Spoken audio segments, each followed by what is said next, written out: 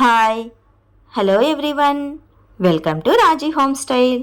నేను మీ రాజేశ్వరి అండి. ఈరోజు రాజీ హోమ్ స్టైల్లో కొయ్యిటాకు మామిడాకు కాంబినేషన్తో పుల్లగూర రెసిపీని ఎలా చేసుకోవాలో ఈరోజు ఈ వీడియోలో చూసేద్దాం. రాయలసీమ స్పెషల్ రెసిపీ అని చెప్పొచ్చు ఈ పుల్లగూరని.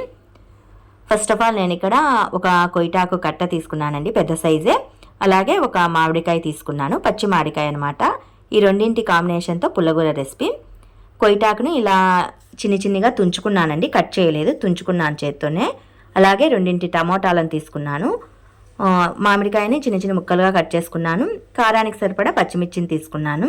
మామిడికాయ పుల్లగానే ఉంటుంది. టమాటాలు ఏంటంటే మంచి టేస్ట్ కోసం తీసుకున్నాను అనమాట. 2 టమాటాలు వేస్తే పుల్లగూర మంచి టేస్టీతో ఉంటుంది. సో 2 చిన్న సైజు టమాటాలను తీసుకున్నాను.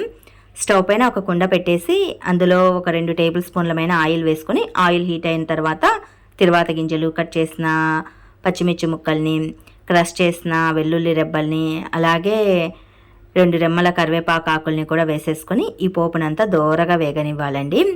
ఈ తిరువాత అంతా చక్కగా వేగిన తర్వాత కొయ్యిటాకును శుభ్రంగా కడిగేసి వేసుకోవాలి. కొయ్యిటాకును ఒక 2-3 సార్లు నీట్గా కడిగేసి వేసుకోండి, ఎందుకంటే ఇసుక అనేది ఉంటుంది.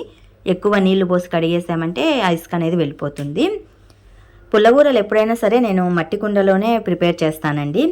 పుల్లగూరల్ని మట్టి కుండలో చేస్తే టేస్ట్ అనేది చాలా బాగుంటుందన్నమాట. సెరవలో గిన్నెలలో కంటే పుల్లగూరలు ఏవైనా సరే, వంకాయ కానీ, తోటకూర కానీ, బెండకాయ కానీ, గోంగూర కానీ, బెండకాయ వంకాయ కాంబినేషన్తో కానీ ఏవైనా సరే పుల్లగూరలు అనేవి కుండలలో చేసుకుంటే టేస్ట్ అనేది చాలా బాగుంటుంది.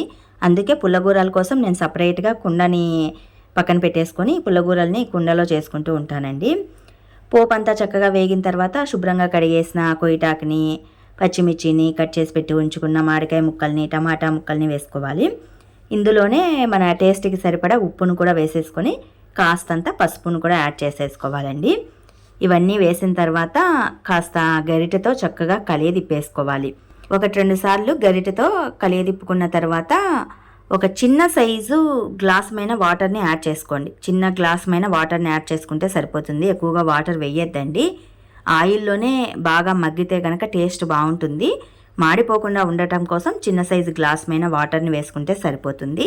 స్టవ్ని మీడియం ఫ్లేమ్లో ఉంచేసి బాయిల్ చేసుకోండి. చక్కగా బాయిల్ అవుతుందన్నమాట, మంచి టేస్టీతో ఉంటుంది. మూత పెట్టేసి మధ్యలో అడుగంటనియకుండా 1-2 సార్లు కలియదిప్పుకుంటూ ఉంటే సరిపోతుంది. ఇది one of the summer special recipe అని కూడా చెప్పచ్చండి, ఎందుకంటే మామిడికాయలు సమ్మర్లోనే మనకు అవైలబుల్గా ఉంటాయి. ఇవి మెత్తగా ఉడికిన తర్వాత చివరన పప్పుగూతితో మెత్తగా ఎనిపేసుకుంటే సరిపోతుంది. ఇంతేనండి, కొయ్యిటాకు మామిడికాయ కాంబినేషన్తో పుల్లగూరను తయారు చేసుకునే పద్ధతి. సమ్మర్ స్పెషల్ రెసిపీ, అలాగే రాయలసీమ స్పెషల్ రెసిపీ అని కూడా చెప్పచ్చు. మా సైడ్ వాళ్ళైతే ఎక్కువగా రాగి సంగట్లోకి ఈ రెసిపీని ప్రిపేర్ చేసుకుంటూ ఉంటామండి. మరి మీకు ఈ కొయ్యిటాకు మామిడికాయ పుల్లగూర రెసిపీ ప్రిపరేషన్ వీడియో నచ్చినట్లయితే మరికొన్ని ఇలాంటి రెసిపీస్ కోసం వెంటనే మా ఛానల్ని అయితే సబ్స్క్రైబ్